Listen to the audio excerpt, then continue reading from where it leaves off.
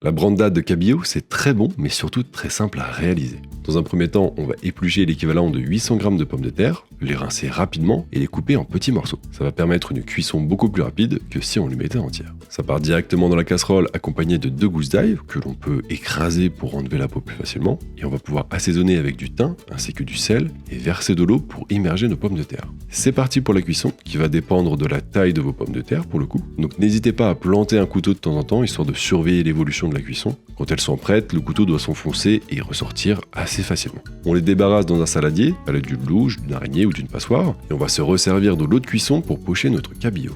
J'utilise le mot pocher puisque l'objectif c'est de le cuire à petit frémissement. Si on le cuit à pleine ébullition, ça graisse trop le poisson et on va se retrouver avec des miettes sans texture et ça serait dommage. On sait que le poisson est cuit en général quand il s'effrite. Vous allez voir, vous allez sentir, donc si c'est le cas, vous pouvez arrêter et l'ajouter aux pommes de terre. Si vous aimez ça, vous pouvez hacher quelques herbes fraîches. Moi j'ai pris ce que j'avais, c'est-à-dire du persil plat, mais n'hésitez pas à ajouter celle qui vous inspire. La ciboulette ça marche très bien, le cerfeuil aussi. J'ajoute un peu de beurre pour ajouter du fondant à la brandade et éviter que ce soit sec, mais si vous préférez, ajoutez plutôt de l'huile d'olive. C'est parti pour écraser l'ensemble grossièrement. Alors moi je sais que je préfère quand il reste des bons morceaux, mais c'est vraiment à votre convenance. On peut ajouter nos herbes fraîches, mélanger l'ensemble et goûter pour rectifier l'assaisonnement. On verse la préparation dans un plat adapté pour le four, on aplatit correctement et on peut ajouter de la chapelure. Direction le four en mode grill pour faire dorer la chapelure et il n'y a plus qu'à en profiter. Si la recette vous a plu ou si vous la refaites, n'hésitez pas à me le dire dans les commentaires et à vous abonner pour me soutenir. Régalez-vous bien et bon appétit!